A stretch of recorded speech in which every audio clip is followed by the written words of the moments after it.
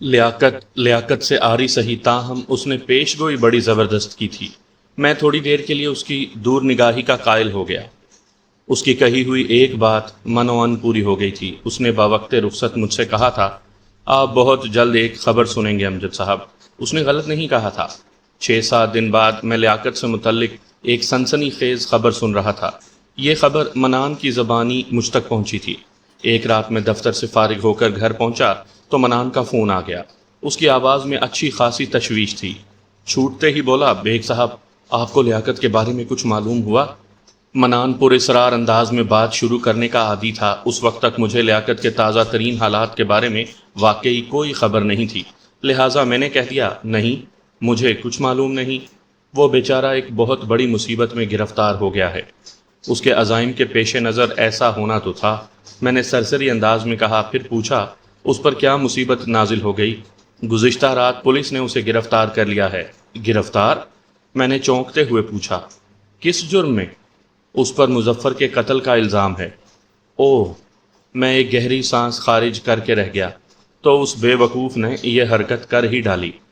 آپ غلط سمجھ رہے ہیں بیگ صاحب، وہ ٹوکنے والے انداز میں بولا۔ لیاقت نے اس جرم کا ارتکاب نہیں کیا، اسے کسی سازش کے تحت اس کیس میں ملوث کیا گیا ہے۔ کیا آپ لیاقت سے مل چکے ہیں؟ نہیں، ابھی تک اس سے میری ملاقات نہیں ہوئی۔ پھر آپ اس کی بے گناہی کے لیے اتنے پر یقین کیوں ہیں؟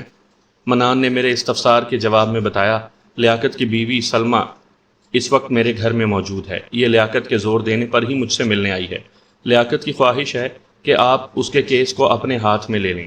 وہ لمحے بھر کو سانس لینے کی خاطر متوقف ہوا، پھر بات کو آگے بڑھاتے ہوئے بولا، ببلی کو پورا یقین ہے مظفر کے قتل میں لیاقت کا کوئی ہاتھ نہیں۔ میں نے اس کی کہانی سننے کے بعد ہی یہ رائے قائم کی ہے۔ یہ فوری طور پر آپ سے ملنا چاہتی ہے تاکہ لیاقت کی بریت کے لیے چارہ جوئی کا آغاز کیا جا سکے۔ اوہ! اس وقت؟ میں نے دیوار گیر کلاک پر نگاہ ڈالی۔ اس وقت رات کے 10 بج چکے تھے۔ میں نے پوچھا، لیاقت کہاں ہے؟ منان نے جواب دیا، وہ تھانے میں ہے۔ آج صبح پولیس نے اسے عدالت میں پیش کر کے 1 ہفتے کا ریمانڈ حاصل کر لیا ہے۔ گویا وہ ریمانڈ پر پولیس کسٹڈی میں ہے۔ میں نے کہا، اس کیس کے سلسلے میں 1 ہفتے بعد ہی کوئی پیش رفت ممکن ہو سکے گی۔ منان نے کہا، ببلی بہت پریشان ہے۔ اگر میں اسی وقت اسے ساتھ لے کر آپ کے پاس آ جاؤں تو کوئی حرج تو نہیں؟ حرج تو کوئی نہیں، مگر فائدہ بھی کوئی نہیں ہوگا۔ میں نے کہا، یہ تیزی اگر لیاقت کی گرفتاری کے فوراً بعد دکھائی ہوتی تو شاید آج صبح عدالت میں اس کے حق میں کچھ کر سکتا۔ کم از کم درخواست ضمانت تو لگا ہی دی جاتی۔ بہرحال، میں نے مبہم انداز میں جملہ ادھورا چھوڑا تو منان نے کہا، اگر اس وقت آپ سے ملنے کا کوئی فائدہ نہیں تو میں آپ کو خواہ مخواہ تکلیف نہیں دوں گا۔ ایک لمحے کے توقف سے اس نے پوچھا، کل آپ کی کیا مصروفیات ہیں؟ آئندہ روز عدالت میں میرا کوئی کیس نہیں تھا اور میں صبح ہی سے دفتر میں جم کر بیٹھنے کا ارادہ رکھتا تھا۔ میں نے منان سے کہا، کل میں اپنے دفتر میں ملوں گا۔ ٹھیک ہے، میں ببلی کو کتنے بجے آپ کے پاس بھیج دوں؟ 9 بجے کے بعد کسی بھی وقت۔ الوداعی کلمات کے بعد ہمارے درمیان ٹیلی فونک رابطہ ختم ہو گیا۔ اگلے روز میں دفتر میں پہنچا تو ببلی انتظار گاہ میں موجود تھی۔ اس وقت صبح کے 8:30 بجے تھے۔ میں نے چیمبر میں پہنچتے ہی اسے اپنے پاس بلا لیا۔ میرے اشارے پر اس نے ایک کرسی سنبھالی اور رسمی علیک سلیک کے بعد بولی، وکیل صاحب، میں کافی دیر سے آپ کی منتظر ہوں۔ میرا خیال ہے میں لیٹ نہیں ہوں۔ میں نے ایک اچٹتی سی نگاہ رسٹ واچ پر ڈالی اور ببلی کی جانب دیکھتے ہوئے کہا، میں نے آپ کو 9 بجے کے بعد بلایا تھا۔ کیا منان صاحب نے آپ کو اس بارے میں کچھ نہیں بتایا؟ بتایا تھا۔ اس کا انداز معذرت خواہانہ ہو گیا۔ آپ کا کوئی قصور نہیں، میں ہی کچھ جلدی آ گئی ہوں۔ میں نے معتدل الفاظ میں کہا، کوئی بات نہیں، بعض اوقات پریشانی میں ایسا ہو جاتا ہے۔ اس کے چہرے پر اطمینان جھلکنے لگا۔ ببلی کے بارے میں مجھے پتہ چلا تھا کہ وہ کم و بیش 30 سال کی تھی، لیکن اس بات میں کسی شک و شبے کی گنجائش نہیں کہ وہ 25 سے زیادہ کی دکھائی نہیں دیتی تھی۔ اگر اس کا بدن بھرا بھرا نہ ہوتا تو وہ اس سے بھی کم عمری کی نظر آتی۔ ببلی کی مائل بہ فربہی جسم میں ایک مخصوص تناسب اور کشش پائی جاتی تھی۔ بلا شبہ وہ ایک خوبصورت عورت تھی۔ لیاقت در حقیقت اس کا پاسنگ بھی نہیں تھا۔ میں نے ببلی کی بڑی بڑی آنکھوں میں جھانکتے ہوئے پوچھا، ہاں بتائیں، آپ کے شوہر کے ساتھ کیا واقعہ پیش آ گیا؟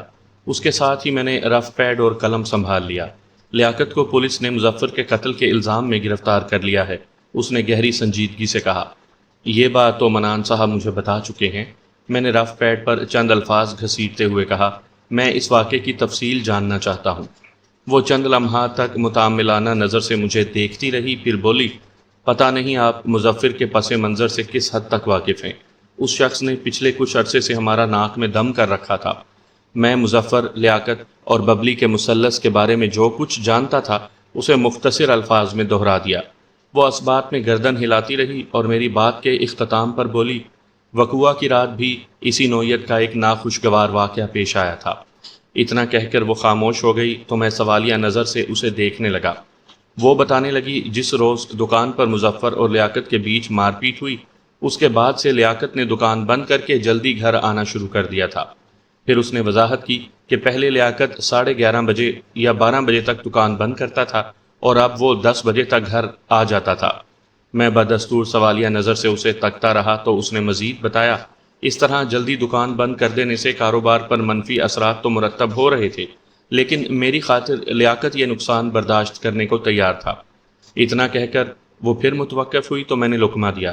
اس سے ظاہر ہوتا ہے لیاقت آپ سے بہت محبت کرتا ہے، اس میں کوئی شک نہیں، وہ جلدی سے بولی، لیکن اس کی حماقتیں اس محبت کو مصیبت میں بدل دیتی ہیں۔ اس نقطے پر میں ببلی کا ہم خیال تھا۔ میں نے اس کے بیان کی تائید کی اور لیاقت کے اس منصوبے کے بارے میں اسے مختصراً بتایا جس میں وہ مجھے استعمال کر کے مظفر کو رنگے ہاتھوں پکڑنا چاہتا تھا۔ وہ افسوسناک انداز میں سر ہلاتی رہی اور میرے خاموش ہوتے ہی بیزاری سے بولی، کیا کروں، اس شخص کے سبب پیدا ہونے والی ساری الجھنیں مجھے ہی سلجھانا پڑتی ہیں۔ میں فوراً اصل موضوع کی طرف آ گیا اور ٹھہرے ہوئے لہجے میں کہا، ہاں تو آپ مجھے وقوعہ کی رات پیش آنے والے واقعہ کے بارے میں بتا رہی تھی۔ لیاقت سے ہونے والے جھگڑے کے بعد مظفر ان اوچھی حرکتوں سے تو باز آ گیا تھا۔ وہ وضاحت کرتے ہوئے بولی، لیکن وقوعہ کی رات اس کی سرگرمی دوبارہ دیکھنے میں آئی۔ لیاقت نئے معمول کے مطابق رات 10 بجے گھر آ گیا۔ کھانے سے فارغ ہونے کے بعد ہم سونے کے لیے لیٹنے ہی والے تھے کہ گندی گلی میں مجھے ایک مخصوص سیٹی سنائی دی۔ میں اس وقت باورچی خانے میں برتنوں کے ساتھ مصروف تھی۔ یہاں تک بتانے کے بعد وہ اپنے گھر کی مکانیت بیان کرنے لگی۔ وہ لگ بھگ 60 گز رقبے پر بنا ہوا ایک لمبوترا سا گھر تھا۔ داخلی دروازے سے اندر آئیں تو پہلے ڈرائنگ روم پڑتا ہے، اس کے پیچھے اسی سائز کا ایک بیڈ روم تھا۔ بیڈ روم کے بعد چھوٹے سے صحن کا نمبر آتا ہے۔ اس صحن کے ایک جانب باورچی خانہ اور باتھ روم وغیرہ بنا ہوا تھا۔ صحن کا ایک دروازہ گندی گلی میں کھلتا تھا۔ اسی گندی گلی میں کھڑے ہو کر مظفر ببلی سے چھیڑ چھاڑ کیا کرتا تھا۔ وہ واقعے کو آگے بڑھاتے ہوئے بولی، مخصوص سیٹی کی آواز سن کر میں فوراً سمجھ گئی کہ وہ لوفر آج رات پھر مجھے تنگ کرنے گلی میں پہنچ گیا ہے۔ اس کی اس حرکت پر تعجب کے ساتھ ساتھ مجھے فکر بھی ہوئی۔ تعجب اس بات کا کہ کافی دنوں کے بعد وہ کمینگی کر رہا تھا، اور فکر کا سبب یہ تھا کہ اگر لیاقت نے سیٹی کی آواز سن کر یہ اندازہ قائم کر لیا کہ گندی گلی میں مظفر موجود ہے تو وہ لمحے بھر میں طیش میں آ جائے گا، پھر اسے سنبھالنا میرے بس میں نہیں رہے گا۔ لیاقت کے سر والی چوٹ بمشکل ٹھیک ہونے کو آئی ہے۔ میں نہیں چاہتی تھی کہ وہ مزید کسی ٹوٹ پھوٹ کا شکار ہو۔ میں خاموشی کے ساتھ بیڈ روم میں آ گئی اور لیاقت کو اس بارے میں کچھ نہ بتایا۔ بستر پر لیٹنے کے بعد بھی میں نے 2-3 مرتبہ اس مخصوص سیٹی کی آواز سنی اور ہر بار کن اکھیوں سے لیاقت کی طرف دیکھا، مگر جلد ہی مجھے اندازہ ہو گیا کہ اس کا دھیان گندی گلی والی سرگرمی کی جانب نہیں گیا تھا۔ وہ لمحے بھر کو متوقف ہوئی، پھر سلسلہ کلام کو جاری رکھتے ہوئے بولی، میں بستر پر بے چین لیٹی اس صورتحال پر غور کر ہی رہی تھی کہ ہمارے گھر کے بیرونی دروازے پر تیز دستک سنائی دی۔ دروازہ اس شدت سے دھڑ دھڑایا جا رہا تھا جیسے کسی کے تعاقب میں جہنم کی بلائیں لگی ہوئی ہوں اور وہ خود کو محفوظ کرنے کے لیے ہمارے گھر میں داخل ہونا چاہتا ہو۔ اس طوفانی دستک نے لیاقت کو بستر چھوڑنے پر مجبور کر دیا۔ وہ دروازہ کھولنے کے لیے بیڈ روم سے نکل کر ڈرائنگ روم کی جانب بڑھ گیا۔ میں خود بھی بے حد پریشانی میں مبتلا ہو گئی۔ پتہ نہیں یہ بیٹھے بٹھائے کون سی مصیبت نازل ہو گئی تھی۔ فوری طور پر میرا ذہن مظفر کی طرف گیا، پھر مجھے اس کی خطرناک دھمکیاں یاد آنے لگیں۔ ابھی تھوڑی دیر پہلے میں نے گندی گلی میں اس کی بیہودہ سیٹی کی آواز سنی تھی۔ کیا تعجب کہ وہ کسی بات پر برہم ہو کر ہمارے درمیان آن پہنچا ہو۔ ایسے غنڈے بدماش سے کچھ بھی بعید نہیں ہوتا۔ میں اسی ادھیڑ بن میں غرق تھی کہ لیاقت نے دروازہ کھول دیا۔ ظاہر ہے اس نے دروازہ کھولنے سے پہلے باہر موجود شخص یا اشخاص سے کوئی استفسار ضرور کیا ہوگا۔ اگلے ہی لمحے میں نے ایک حاکمانہ آواز سنی، پھر جلد ہی یہ حقیقت سامنے آ گئی کہ وہ پولیس والے تھے اور لیاقت کو گرفتار کرنے کے لیے آئے تھے۔ بولتے بولتے اس کی آواز رند گئی۔ ایک لمحے کے توقف سے اس نے بھراہٹ آمیز لہجے میں بتایا، پھر وہ لوگ لیاقت کو گرفتار کر کے لے گئے، مظفر کے قتل کے الزام میں۔ اوہ، میں نے متاسفانہ انداز میں کہا، پھر پوچھا، پولیس والوں نے آپ کو یہ تو بتایا ہوگا کہ مظفر کب اور کہاں قتل ہوا؟ انہوں نے ایسی کوئی بات نہیں کی۔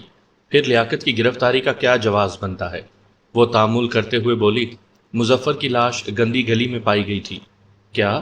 میں چونک اٹھا۔ آپ کے گھر کے پچھواڑے واقعہ گندی گلی میں؟ جی ہاں، ببلی نے اس بات میں گردن ہلائی۔ لاش گلی میں کھلنے والے دروازے کے قریب پڑی تھی۔ یہ خاصی گمبھیر صورتحال سامنے آئی تھی۔ مظفر کی لاش اگر لیاقت کے دروازے کے پاس پڑی ملی تھی تو پولیس کا اس کی طرف متوجہ ہونا ایک فطری بات تھی، مگر ببلی کا بیان میرے ذہن کو بری طرح الجھا رہا تھا۔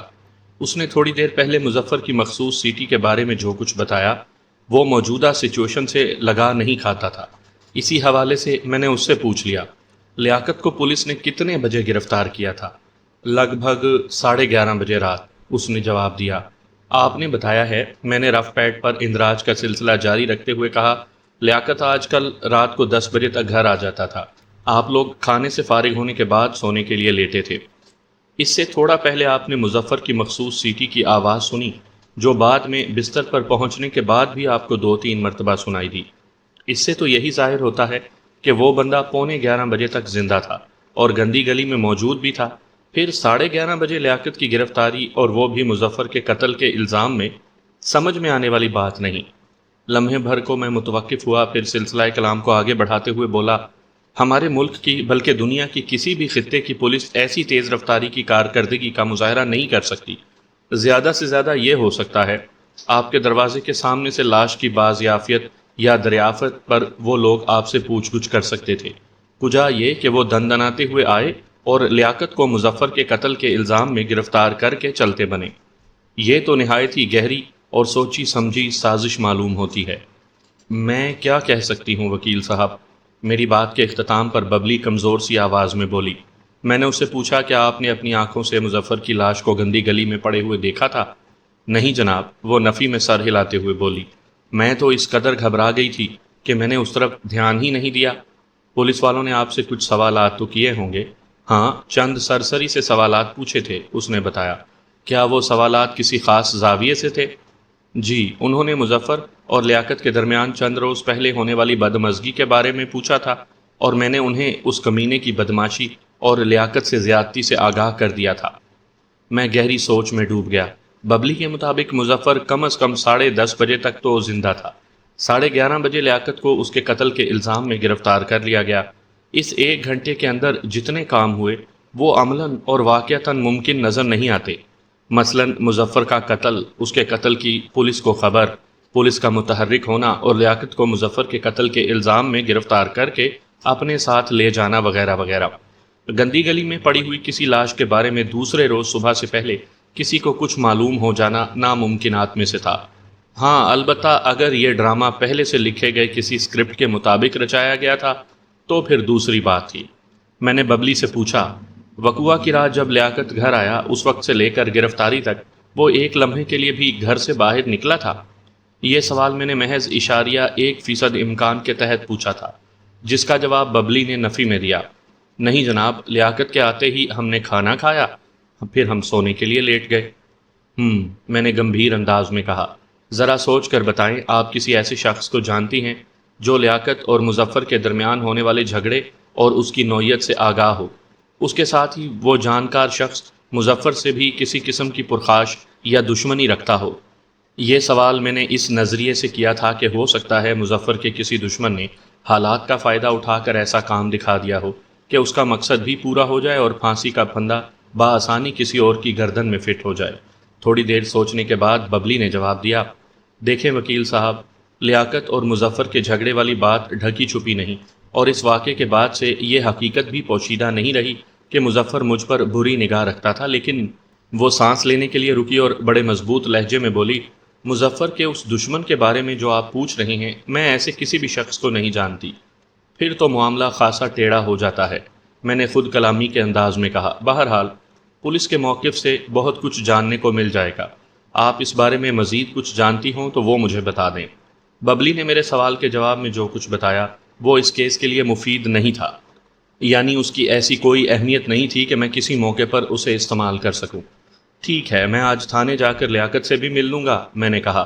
فی الحال مجھے اس کے NIC کی ایک کاپی چاہیے ہوگی تاکہ میں ابتدائی ضروری کاغذات تیار کر لوں۔ جب تک پولیس تفتیش مکمل کر کے عدالت میں چالان پیش نہیں کر دیتی، میں لیاقت کے لیے کوئی عملی قدم نہیں اٹھا سکتا۔ تاہم اس ایک ہفتے کے دوران میں دیگر امور نمٹا لینا چاہتا ہوں۔ ببلی نے مجھے لیاقت کے قومی شناختی کارڈ کی فوٹو کاپی مہیا کر دی۔ میں لیاقت کا شناختی کارڈ پہلے بھی دیکھ چکا تھا اور اس کی فوٹو کاپی بھی ملاحظہ کی تھی۔ ببلی نے مجھے ویسی ہی فوٹو کاپی دی۔ لگتا تھا لیاقت نے درجنوں ایسی فوٹو کاپیاں کروا رکھی تھی۔ میں فوٹو کاپی جیسے الفاظ پر اس لیے بھی زور دے رہا ہوں کہ عمر کے سلسلے میں اللہ کے اس احمق بندے نے جو ڈنڈی ماری تھی، اس ڈنڈی کا تعلق ایسی فوٹو کاپی میں کی گئی کارروائی سے تھا۔ یہاں اس کی مختصر تفصیل بیان کرنا خالی از دلچسپی نہ ہوگا۔ اس زمانے میں کمپیوٹرائزڈ NIC نہیں ہوا کرتے تھے۔ قومی شناختی کارڈ کی پشت پر سب سے اوپر چھوٹے چھوٹے باکس پر مشتمل ایک لمبا سا بار بنا ہوا ہوتا تھا، جس کے پہلے 3 خانے ضلع کی نشاندہی کرتے تھے۔ اس کے بعد ایک خانہ خالی چھوڑ کر 2 خانے یعنی باکس حامل ہزا کارڈ کے پیدائش کے سال کو ظاہر کرتے تھے۔ کچھ عرصہ ان 2 باکس میں وہ سال بھی درج کیا جاتا رہا جب وہ کارڈ بنا۔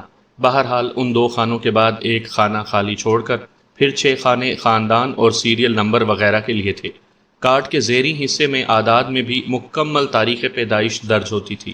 لیاقت نے کمال عقل مندی کا مظاہرہ کرتے ہوئے یہ ہنر دکھایا کہ نیچے درج تاریخ پیدائش میں سال تبدیل کر دیا۔ اس کی پیدائش کا اصل سال 31 تھا، جسے اس نے 39 بنا لیا۔ یہ کارروائی اس نے فوٹو کاپی کے ساتھ کی، پھر اس کاپی کی مزید کئی کاپیاں نکلوا لیں۔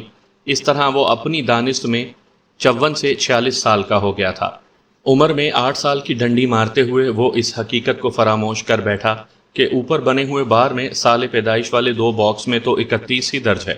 اصل میں اسے اتنا شعور ہی نہیں تھا، ورنہ وہ یہ تبدیلی بھی کر ڈالتا۔ میں نے اس کی یہ غلطی بلکہ کارنامہ فوراً پکڑ لیا تھا اور اس پر اسے سرزنش بھی کی تھی۔ لیاقت کی سادگی حماقت سے بھی کہیں آگے کی شے تھی۔ میں نے ببلی کی طرف دیکھتے ہوئے کہا، آپ دونوں کی عمروں میں اچھا خاصا فرق موجود ہے۔ مجھے تو اس بات پر حیرت ہے کہ آپ لوگوں کی شادی کیسے ہو گئی۔ دیکھنے والوں کو بھی دونوں کی شخصیت میں کوئی موافقت دکھائی نہیں دیتی۔ ببلی کے چہرے پر ایسے تاثرات نمودار ہوئے جیسے اسے میری بات پسند آئی ہو، لیکن فوری طور پر وہ ان تاثرات میں تبدیلی لاتے ہوئے بولی، ایسی تو کوئی بات نہیں۔ اس کا انداز بڑے واضح طور پر چغلی کھا رہا تھا۔ ہماری عمروں میں کچھ زیادہ فرق نہیں، یہی کوئی 15-16 سال۔ میں 30 کی ہوں اور وہ 45-46 کا۔ میں نے کہا، کیا آپ کا تجربہ یہی کہتا ہے؟ وہ تأمل کرتے ہوئے بولی، میرا خیال ہے لیاقت عمر کے معاملے میں 1-2 سال کی ڈنڈی مارتا ہے۔ پہلے تو میرے جی میں آئی کہ لیاقت کی NIC والی پول کھول دوں، ببلی کو بتاؤں کہ وہ 1-2 سال کا نہیں بلکہ پورے 8 کا گھپلا کر رہا ہے، لیکن پھر فوری طور پر میں نے جی میں اس آئی کو رد کر دیا۔ میرے نزدیک یہ اخلاق کے منافی تھا۔ تاہم میں نے اتنا ضرور کہا، آپ 30 کی ہو کر بھی 23 کی نظر آتی ہیں اور آپ کا شوہر 46 کے بجائے 66 کا دکھائی دیتا ہے۔ وہ جزبز سی ہو کر رہ گئی لیکن زبان سے کچھ نہ بولی۔ میں نے اپنی فیس کا معاملہ اور دیگر اخراجاتی امور طے کیے، پھر ببلی کو اپنے دفتر سے رخصت کر دیا۔ اس کے جانے کے بعد میں لیاقت کو پیش آنے والے واقعے کے پیچ و خم پر غور کرنے لگا۔ رات کو میں متعلقہ تھانے جا کر لیاقت سے بھی ملا۔ آدھے گھنٹے کی اس ملاقات کے نتیجے میں ڈھنگ کی کوئی بات معلوم نہ ہو سکی۔ بہرحال میں ضروری کاغذات پر اس کے دستخط لے کر واپس چلا آیا۔ آئندہ پیشی کے انتظار کے سوا کوئی چارہ نہیں تھا۔ سامعین کرام، آپ سن رہے ہیں مرزا امجد بیگ ایڈوکیٹ کے لڑے گئے مقدمات کے سلسلے میں ایک دلچسپ مقدمے کی رداد جس کا نام ہے مدعی چست۔ یہ اس سلسلے کی قسط نمبر 2 ہے۔ مجھے امید ہے آپ کو میری یہ کاوش پسند آ رہی ہوگی۔ آپ نے اگر ابھی تک میرا چینل کہانی گھر سبسکرائب نہیں کیا تو ابھی میرے چینل کو سبسکرائب کر کے بیل نوٹیفیکیشن آن کر لیجئے تاکہ آنے والی ہر نئی کہانی کی اطلاع بر وقت آپ تک پہنچ سکے۔ ریمانڈ کی مدت پوری ہونے کے بعد پولیس نے چالان پیش کر دیا۔ باقاعدہ عدالتی کارروائی کا احوال بیان کرنے سے پہلے میں اس مقدمے سے متعلق ضروری امور کا ذکر کر دوں جن میں استغاثہ اور پوسٹ مارٹم رپورٹ زیادہ اہم ہے تاکہ کیس کی کوئی واضح صورتحال نکل کر سامنے آ سکے۔ پوسٹ مارٹم کی رپورٹ کے مطابق مقتول مظفر کی موت 8 فروری کی رات 9 اور 11 بجے کے درمیان کسی وقت واقع ہوئی تھی۔ رپورٹ میں کسی خاص وقت کی نشاندہی نہیں کی گئی تھی، تاہم اس بات پر زور دیا گیا کہ مقتول فوری طور پر موت کے منہ میں نہیں چلا گیا، بلکہ عالم بے خبری میں کسی لمحے وہ موت سے ہمکنار ہوا تھا۔ اس عالم بے خبری کو کم و بیش 2 گھنٹوں پر محیط بتایا گیا تھا۔ موت کا سبب مقتول کی کھوپڑی کی عقبی جانب لگنے والی وہ ضرب تھی جو کسی آہنی ہتھوڑے کی مدد سے پہنچائی گئی۔ اسی خوفناک ضرب کے طفیل مقتول عالم بے خبری میں چلا گیا اور اسی عالم میں وہ اس دنیا سے ہمیشہ ہمیشہ کے لیے کوچ کر گیا۔ آلہ قتل آہنی ہتھوڑا ایک سیلوفین بیگ کے اندر موجود تھا جو جائے وقوع سے پولیس کو ملا تھا۔ چوبی دستے والے اس ہتھوڑے کا آہنی ہیڈ کم و بیش 1.5 کلوگرام وزنی ہوگا۔ ہیڈ کے ایک حصے پر جمے ہوئے خون کے آثار نظر آتے تھے جو مقتول ہی کا تھا۔ لیبارٹری ٹیسٹ نے اس امر کی تصدیق کی تھی۔ خون کے علاوہ ہتھوڑے پر مقتول کے سر کے چند بال بھی چپکے ہوئے ملے تھے۔ الغرض اس بات میں کسی شک و شبے کی گنجائش نہیں تھی کہ مقتول مظفر کو اسی ہتھوڑے سے قتل کیا گیا تھا۔ ہتھوڑے کو مقتول کی کھوپڑی پر قاتل نے اتنی شدت سے استعمال کیا تھا کہ متاثرہ حصہ بری طرح پچک کر رہ گیا تھا۔ یہی طوفانی ضرب اس کی موت کا سبب بن گئی۔ میں نے پوسٹ مارٹم رپورٹ کے بعد سرسری انداز میں استغاثہ کا مطالعہ بھی کیا۔ تفصیل میں جانے کا وقت نہیں تھا۔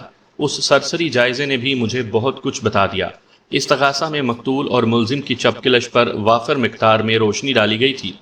استغاثہ کے مطابق ملزم لیاقت ایک شکی مزاج اور جھگڑالو طبیعت کا مالک شخص تھا۔ اس مخصوص طبیعت اور مزاج میں اس وقت شدت کا بگار لگ گیا جب اس نے اپنے سے کہیں کم عمر ببلی سے شادی کر لی۔ اسے ہر وقت یہ دھڑکا لگا رہتا کہ کہیں کوئی اس کی بیوی کو نہ لے اڑے۔ ایسی عمری تفاوت والی شادیوں میں شوہر اس نوعیت کی نفسیاتی کشمکش کا شکار ہو جاتا ہے۔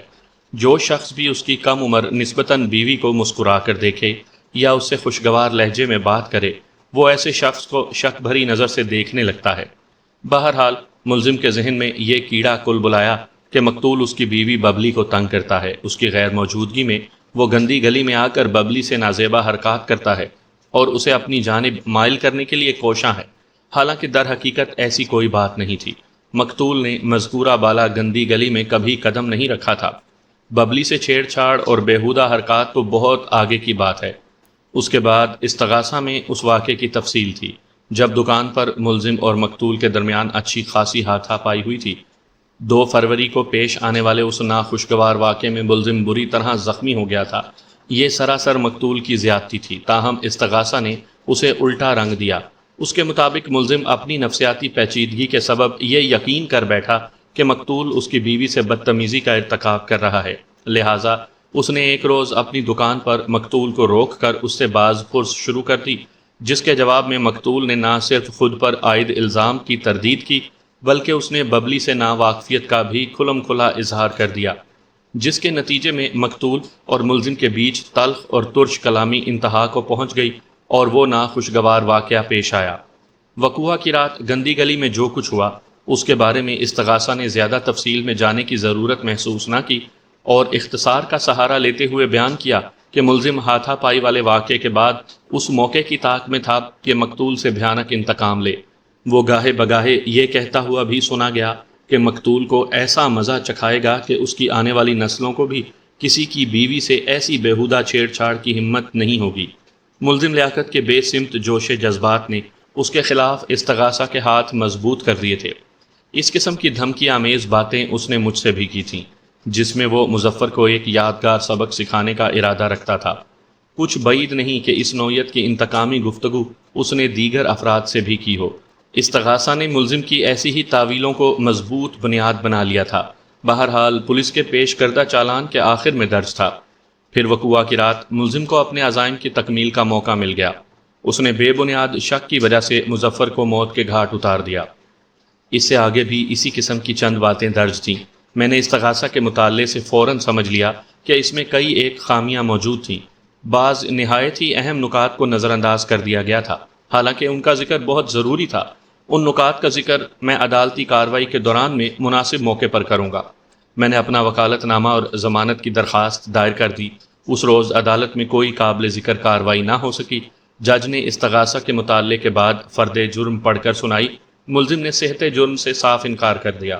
اس کے بعد میں اپنے موکل کی ضمانت کے لیے دلائل دینے لگا۔ عام طور پر قتل کے ملزم کی ضمانت آسانی سے نہیں ہوتی، وکیل استغاثہ نے ضمانت کے خلاف زور مارا، نتیجتاً مجھے اس کوشش میں کامیابی حاصل نہ ہو سکی۔ عدالت نے میرے موکل کو جوڈیشل ریمانڈ پر جیل بھیج دیا۔ آئندہ پیشی 10 روز کے بعد تھی۔ ان 10 دنوں میں مجھے باریک بینی سے کیس فائل کو پڑھنے کا موقع مل گیا۔ اس طرح میں نے خود کو تسلی بخش انداز میں تیار کر لیا۔ ہر وکیل کا اپنا سٹائل ہوتا ہے۔ بعض لوگ بڑی بڑی باتوں کو بھی نظر انداز کر دیتے ہیں، بعض نہایت ہی غیر اہم نقطے پر کامیابی کی عمارت کھڑی کر کے دکھا دیتے ہیں۔ آئندہ پیشی پر استغاثہ کے گواہوں کا سلسلہ شروع ہوا تو میں نے جج سے درخواست کی کہ میں اس کیس کے تفتیشی افسر سے چند سوالات کرنا چاہوں گا۔ میری درخواست کو قبول کرتے ہوئے جج نے انکوائری آفیسر کو گواہوں والے کٹہرے میں بلا لیا۔ وہ ایک سمارٹ ایس آئی تھا۔ میں چند لمحات تک بغور اس کی شخصیت کا جائزہ لیتا رہا، پھر کنکار کر گلا صاف کرتے ہوئے اس سے مخاطب ہوا۔ آئیو صاحب، کیا میں آپ کا نام جان سکتا ہوں؟ توفیق احمد، سب انسپیکٹر، اس نے ٹھہرے ہوئے لہجے میں جواب دیا۔ سب انسپیکٹر صاحب، آپ کو اس واردات کی اطلاع کب اور کیسے ہوئی؟ میں نے استفسار کیا۔ وہ بولا، وقوع کی رات ایک شخص نے تھانے فون کر کے ہمیں بتایا کہ مذکورہ گندی گلی میں قتل کی ایک واردات ہو گئی ہے۔ ہمارے روز نامچے کے مطابق یہ اطلاع لگ بھگ 10:30 بجے رات دی گئی تھی۔ کیا آپ معزز عدالت کو یہ بتانا پسند کریں گے کہ اطلاع کنندہ کا نام کیا تھا اور وہ کہاں رہتا ہے؟ اس نے اپنا نام شیخ احمد بتایا تھا، آئیو نے جواب دیا۔ اس کی رہائش کے بارے میں کچھ نہیں کہا جا سکتا۔ کچھ کیوں نہیں کہا جا سکتا انکوائری آفیسر صاحب؟ میں نے حیرت بھرے لہجے میں کہا۔ تاریخ جغرافیہ معلوم کیے بغیر آپ نے کس طرح اس کی اطلاع کو سچ مان لیا؟ اس سلسلے میں تو پولیس کا ایک مخصوص طریقہ کار ہے۔ آپ ٹھیک کہتے ہیں، وہ اسبات میں سر ہلاتے ہوئے بولا۔ ہم کسی بھی واقعے کی اطلاع دینے والے کے نام اور مقام کی پہلے تصدیق کرتے ہیں، اس کے بعد ہی کوئی کارروائی کی جاتی ہے۔ لیکن شیخ احمد کے سلسلے میں ایک مجبوری تھی۔ کیسی مجبوری؟ میں نے تیز لہجے میں پوچھا۔ اس نے جواب دیا، شیخ احمد ایک پبلک کال آفس سے بات کر رہا تھا۔ جب ہم نے اس کے بارے میں کریدا تو اس نے ناراضگی سے کہا، اگر ہمیں اس کی بات کا یقین نہیں آ رہا تو ہماری مرضی۔ اس کا کام اطلاع دینا تھا، سو یہ کام اس نے کر دیا۔ اس اطلاع کی تصدیق کے لیے ہم خود جا کر جائے وقوع کا معائنہ کر لیں۔ ایسا ہی لمحے بھر کو متوقف ہوا، پھر سلسلہ کلام کو جاری رکھتے ہوئے بولا، ہمارا خیال ہے اطلاع کنندہ خود کو پوشیدہ رکھنا چاہتا تھا۔ اگر آپ کے خیال کو درست مان بھی لیا جائے تو پھر کہنا پڑے گا کہ اس شخص نے اپنا نام بھی صحیح نہیں بتایا ہوگا۔ میں نے انکوائری آفیسر کی آنکھوں میں دیکھتے ہوئے کہا۔ اس نے تائیدی انداز میں گردن ہلا دی۔ میں نے کہا، عام طور پر پولیس اس قسم کی ادھوری اور مشکوک اطلاعات پر کارروائی نہیں کرتی۔ کیا میں غلط کہہ رہا ہوں؟ آپ غلط نہیں کہہ رہے، وہ گہری سنجیدگی سے بولا۔ اگر ہم بغیر تصدیق ہی منہ اٹھا کر بھاگ کھڑے ہوں تو بڑی مشکل ہو جائے۔ لوگوں کے ہاتھ پولیس کو تنگ کرنے کا ایک طریقہ آ جائے۔ معلوم ہوا ایسی 10 اطلاعات پر ہم نے فوری ایکشن لیا اور موقع پر پہنچ کر پتہ چلا 10 میں سے 9 جگہ زندگی امن و امان سے گزر رہی ہے۔ محض ہمیں بے وقوف بنانے اور مذاق اڑانے کے لیے وہ اطلاع دی گئی تھی۔ آپ ہماری مجبوری کو سمجھ سکتے ہیں۔ آخری جملہ اس نے میری آنکھوں میں دیکھتے ہوئے ادا کیا تھا۔ میں نے سر کو اسباتی جنبش دیتے ہوئے کہا، واقعی آپ کی مجبوری جینون ہے، لیکن آپ کی یہ پالیسی مظفر مرڈر کیس میں دور دور تک دکھائی نہیں دیتی۔ کیا آپ معزز عدالت کو بتائیں گے شیخ احمد کی فراہم کردہ اطلاع کو آپ نے کس طرح جانچا تھا؟ ایک تو اس نے پی سی او سے فون کیا تھا، دوسرے وہ از خود منظر پر نہیں آنا چاہتا تھا، ایسا ہی توفیق نے جواب دیا۔